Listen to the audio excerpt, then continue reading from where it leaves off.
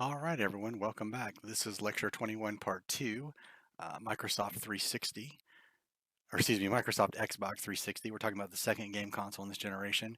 I want to start out to remind you about Sony versus Microsoft and the e-readings, the battle for the digital living room. So back before this, right before this era starts, there was sort of a discussion about whether PC, which is what Microsoft was hoping for, would be the center of the digital living room hub, and or game consoles. And of course, they were worried a little bit about price. By 2010, it's very clear that game consoles are the definitive set-top box. PC is not really an option here. You do have things like Apple TV and Roku's and some of the other competitors, but as far as in the game industry, the game console is in fact that is the hub of the digital living room. So Xbox Live and PlayStation Network sales top a billion in 2010.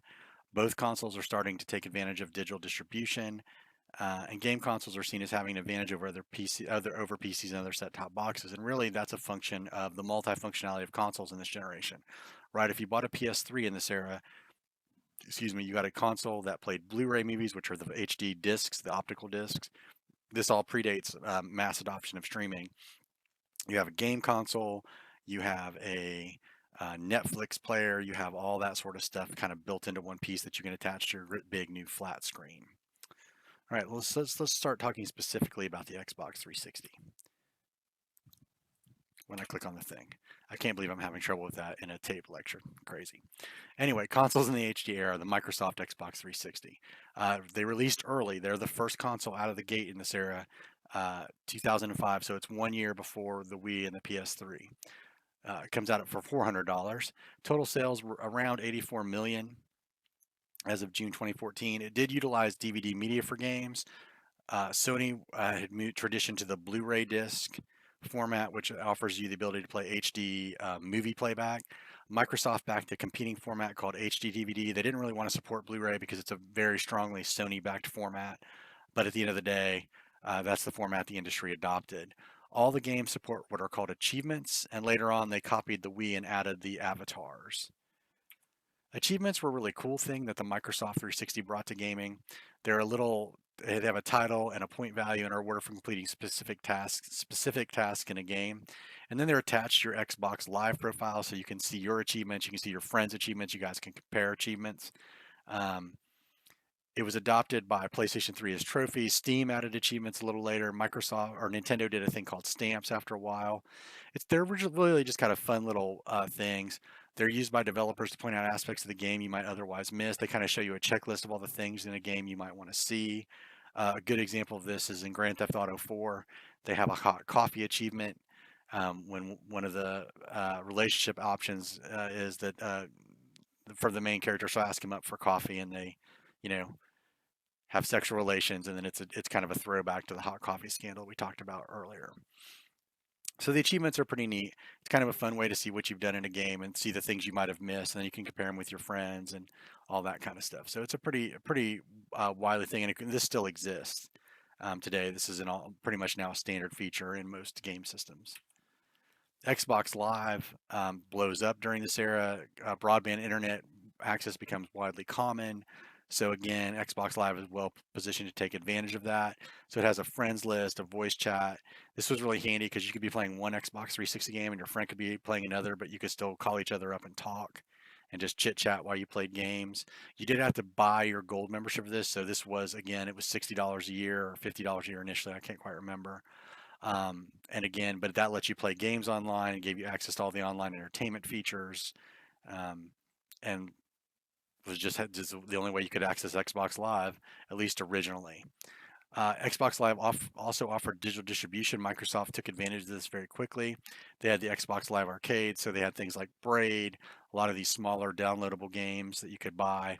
The Xbox Live Marketplace had entertainment, had a lot of apps, so non-game related applications, things like Netflix or Facebook or things like that. So Microsoft was very successful in leveraging Xbox Live as a key component of gaming on the console. Xbox Live then became integrated into other Microsoft platforms. It's now part of Windows. It's been ported to iOS or Android and smartphones as an app.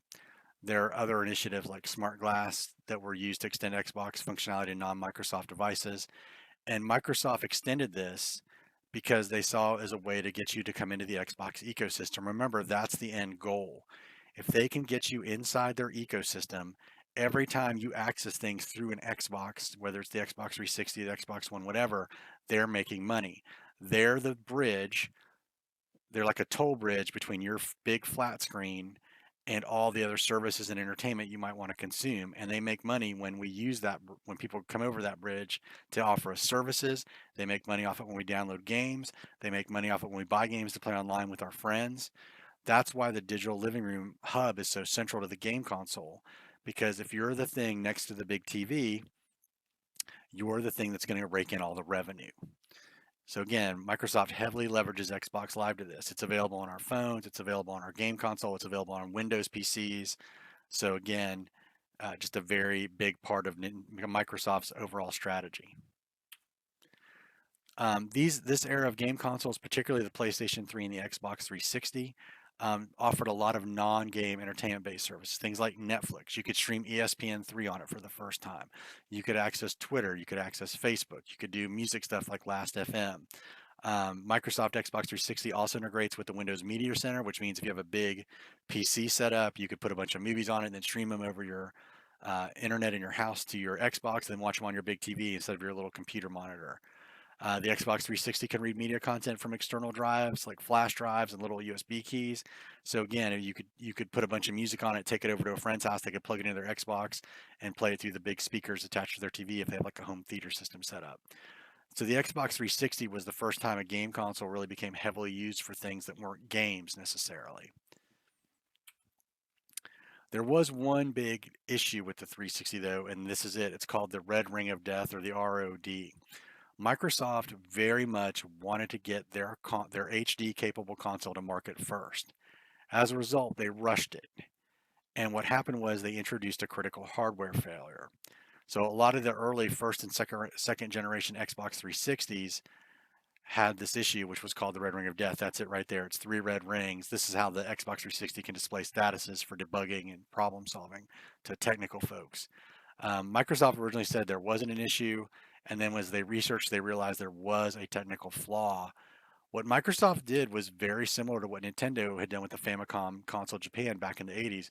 Microsoft said, "Yep, we screwed that up, everybody." They extended the Xbox warranty to 3 years and replaced broken consoles free of charge. This cost Microsoft about $1 billion. Microsoft took $1 billion loss on their entertainment division to cover the cost of the Red Ring of Death. And because of that, gamers trusted Microsoft, right? Microsoft said, it cost you nothing. Microsoft would send you a box, you'd put your broken console in it, you'd send it away, you would get a new console, uh, or excuse me, you would get your console back repaired absolutely free of charge with a 3 year extended warranty on it in case anything else happened. So Microsoft did a very good job of entrenching good relationships with their game consumers by doing that. It was very expensive, very, very expensive uh, uh, way to maintain that relationship, but it was worth it because now it's kept them going through the years. Microsoft 360 had some really strong first party games. Halo, of course, Halo 3, Halo Wars, Halo SD, Halo Reach. Gears of War was a third party exclusive, wildly popular cover shooter. Then they had things like there were follow ups to the original Xbox, Fable 2, Forza. We'll look at some of these on the stream. Hopefully, we'll have to see how long the stream can go on Thursday, but we'll take a look. Third-party support in this era is very good. Grand Theft Auto 4, Call of Duty, Assassin's Creed, Rock Band games from Harmonix continuing the trend. They started with Guitar Hero. However, one of the things that changes here is that the third-party games are very rarely exclusive anymore. Game development between 2005 and 2012 starts becoming a 15 to $30 million endeavor. Making a high definition game required new tools, required more assets, required more work in the world of game development. And as a result, you couldn't really afford to make your game on just one console because it just cost $30 million to make a game. So at that point, you've got to sell as many copies as possible. In North America, multi-platform games tended to sell better on the Xbox 360, and this is generally because the Xbox 360 did better in North America than it did overseas. So a lot of more Xbox 360s in the North American market than, say, the Japanese market or the European market, which tended to be dominated by the PlayStation. So again, a lot of popular titles on it, very good wide library, lots of different types of games for almost every type of gamer. The Kinect was a really interesting piece of hardware. It was a camera that has like an infrared sensor on it as well as a regular camera, and it was designed to be a casual gaming enticement. It was a little bit expensive. It cost about 150 bucks. You attach it to your Xbox 360, and it was a camera-based controller that read your body's movement. So you didn't even need a controller. You could just sort of wave your arms about or dance or whatever the game required. This was Microsoft's answer to the Wii Motion Control. So games like Dance Central, Kinect Sports was one, and it sold fairly well, about 24 million units. Not great, but okay. Microsoft claimed that they wanted to keep this functionality going, and initially it was required for the Xbox when it launched. They dropped that down the road, but initially they thought that this was going to be a key component to the success of their console. But they did drop it down the road, and we'll talk about that when we talk a little bit about the Xbox One. All right, so let's talk about the Microsoft Xbox 360. It ties essentially, Microsoft and Sony basically tie for second place. They both end up around 85 million to 100 million units of hardware this generation. Microsoft lost money on Xbox throughout its entire life cycle until 2008. So even for the first 3 years of the Xbox 360, they lost money. They finally started turning a profit in 2008, and their long investment paid off. Xbox Live is still the biggest online gaming service on the game consoles. It's very robust. It's very well supported by Microsoft. Almost every Microsoft game or game on the Xbox uses it. The platform is also available on PC and Windows as well as other things like the smartphones. They did try to make this hardware cycle last a little longer with the Kinect, and they also tried to use it to ex- grab some of that casual gamer market share that was so dominated by Nintendo early on. All right, that's the end of part two, the Xbox 360. And again, we'll probably look at a little bit of this on the stream on Thursday, assuming we have time. And we'll come back on part three and finish up with or excuse me, we won't finish up. We will talk about the PlayStation 3. All right. Hope you guys are well. Thanks. Bye bye.